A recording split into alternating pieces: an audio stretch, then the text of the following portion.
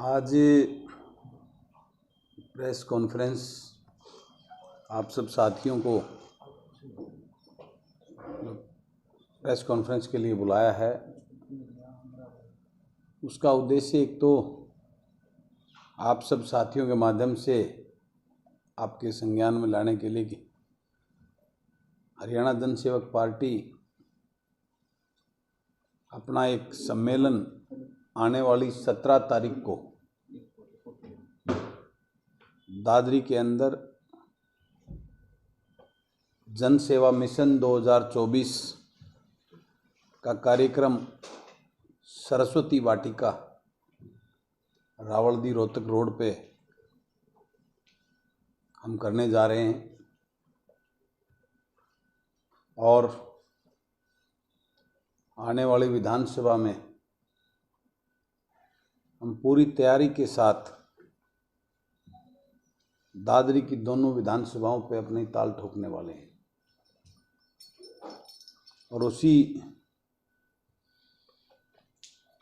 अभियान के तहत हरियाणा जन सेवक पार्टी के परिवार को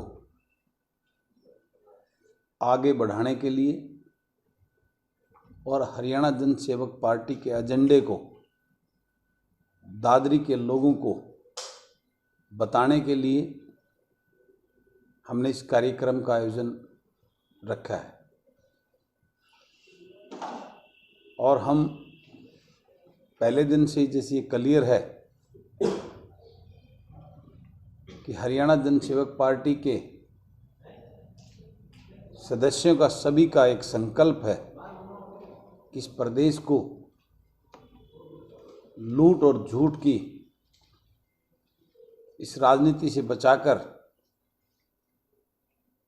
इस परिवारवाद की इस प्रथा को खत्म करने का उद्देश्य लेकर किसान, मजदूर, छोटे कर्मचारी और व्यापारी के ऊर्जावान लोगों को राजनीतिक प्लेटफॉर्म मुहैया करके इस प्रदेश को विकास के एजेंडे पर लेकर जाने की मुहिम लेकर हम इस प्रदेश में निकले हैं। उसी के संदर्भ में हमने ये कार्यक्रम रखा और आपके रूबरू होने का। आपकी पार्टी हरियाणा में कितनी सीटों पर चुनाव लड़ेगी? देखिए, हमारा एजेंडा प्रदेश को एक विकल्प देने का है और उसका एक संदेश जींद की रैली के माध्यम से इस प्रदेश के लोगों ने इस प्रदेश में देने का काम किया है। आज प्रदेश के लोग एक ऐसी मानसिक स्थिति के दौर से गुजर रहे हैं कि लोगों के पास निर्णय करने की स्थिति क्लियर नजर नहीं आ रही, क्योंकि हरियाणा प्रदेश में मौजूदा सरकार को, भाजपा की सरकार को, पहले उसमें और अब भाजपा और जेजेपी की सरकार को लोग उस 9 साल पहले, 9.5 साल पहले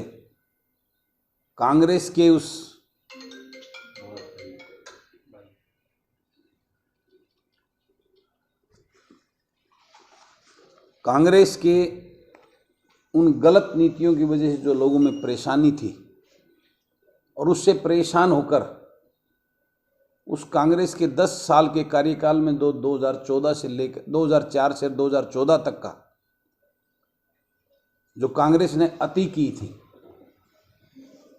उसके विकल्प के रूप में लोगों ने भाजपा को चुना था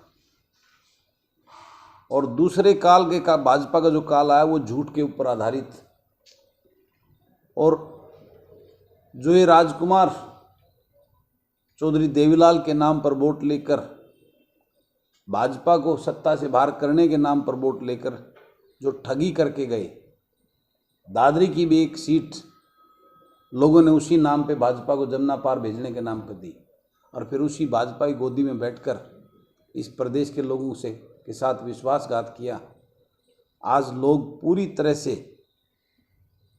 उस बात को मन में लेकर एक ठगे हुए महसूस कर रहे हैं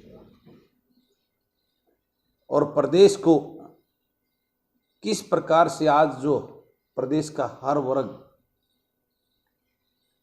ऐसी स्थिति में है कि आज प्रदेश बेरोजगारी में नंबर 1 हो गया, भ्रष्टाचार में नंबर 1 हो गया, प्रदेश के अंदर आज भय और डर का माहौल हो गया है। एक आम आदमी आज किस प्रकार से जिंदगी जी रहा है वो एक बहुत चिंता का विषय है। आज हमारे प्रदेश में जो प्रदेश भाईचारे का प्रतीक होता था, आज उसमें सबसे ज़्यादा अनसेफ हमारी बहन बेटियां हो गई हैं। आज लूट, भ्रष्टाचार, डकैती, मर्डर आम सामान्य बातें हो गई हैं। आज प्रदेश के अंदर, आज प्रदेश हिंदुस्तान का सबसे अनसेफ स्टेट की श्रेणी में आ गया है। कोई उद्योगपति अपने यहाँ इन्वेस्ट करने को तैयार नहीं है।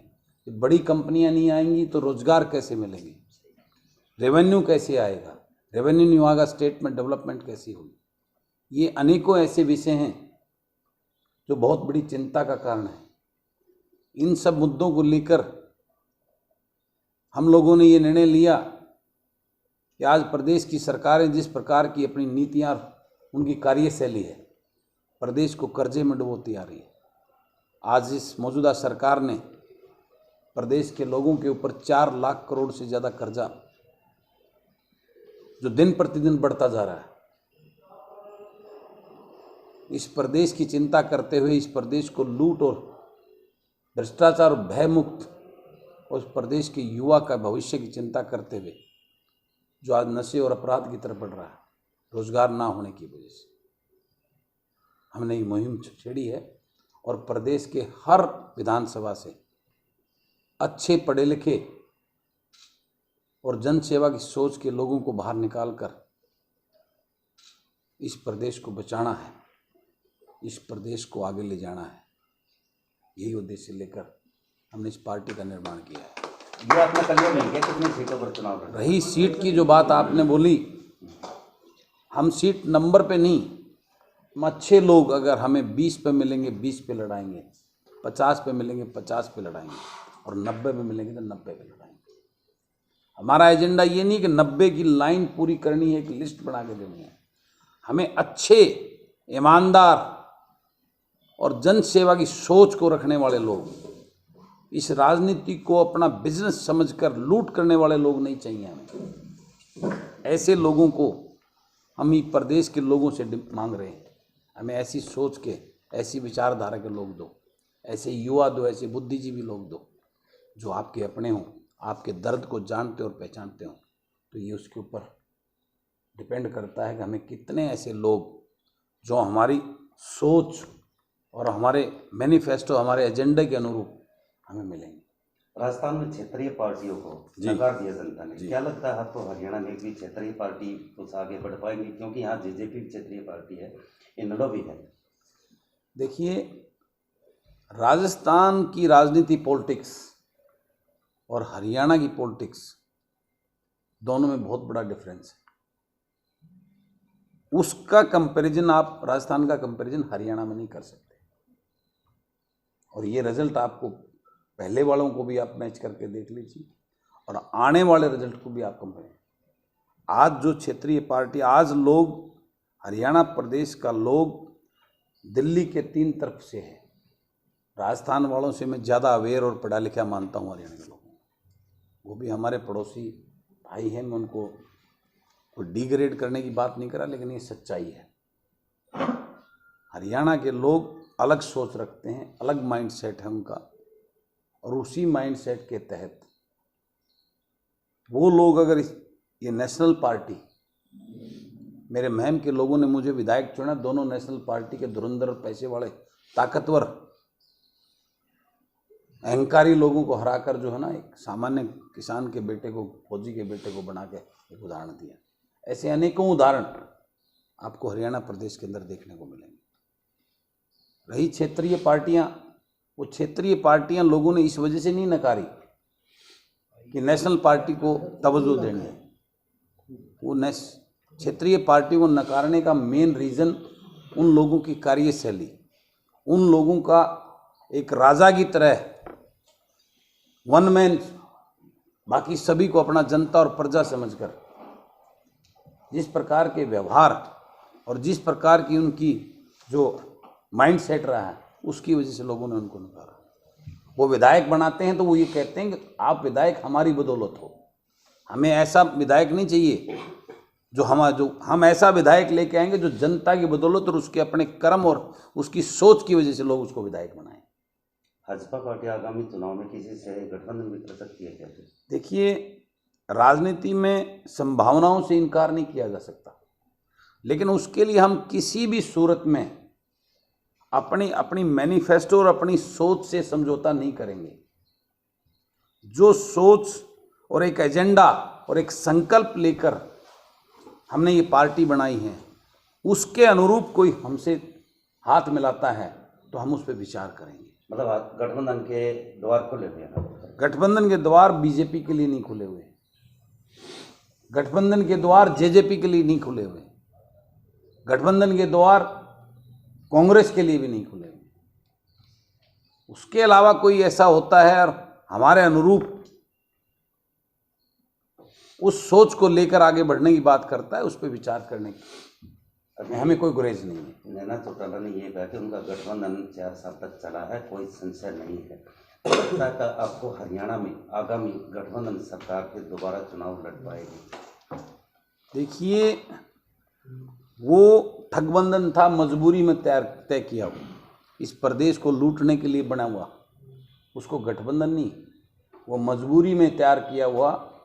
दोनों की सोच थी इस प्रदेश को लूटने के लिए, तो दो चोर मुशेरे भाई मिलकर उन्होंने जो इस प्रदेश को लूटा और ठगा है, उसको गठबंधन नहीं कह सकते। वो विचारधारा का गठबंधन नहीं था, इस प्रदेश को आगे ले जाने का गठबंधन नहीं था। नैना चौटाला के मन में ये टीस है कि दूसरे को हम सीएम बनाएंगे। सीएम को लेकर ये खुले मंच पर भी बोल रहे कि डिप्टी सीएम जो दूसरे का वो सीएम बने।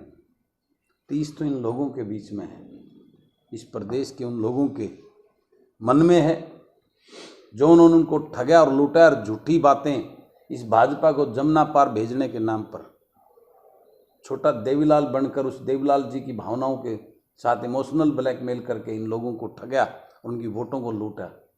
टीस तो उन लोगों के बीच में है और इस चुनाव के अंदर उस टीस का, उस दर्द का हिसाब इस प्रदेश की जनता उस माँ बेटे से लेने वाले।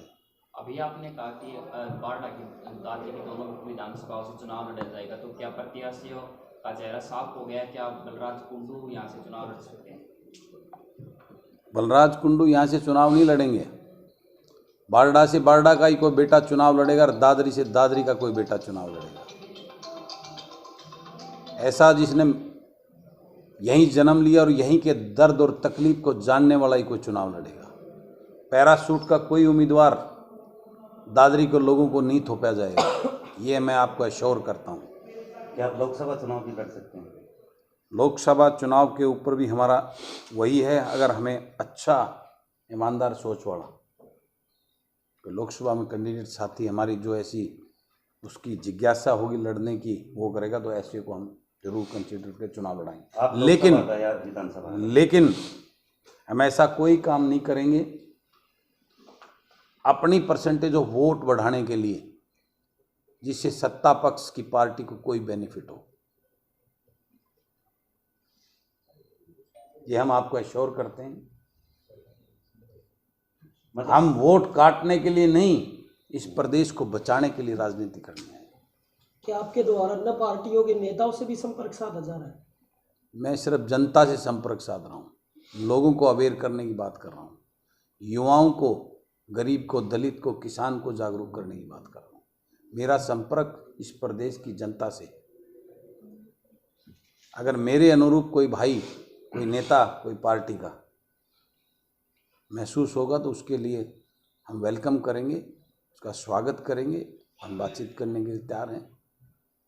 कुंडू साहब, आपने नई पार्टी बनाई है जी, आप खुद लोकसभा चुनाव लड़ना चाहेंगे या विधानसभा? नहीं, मैं विधानसभा ही लड़ूंगा, महम से ही लड़ूंगा।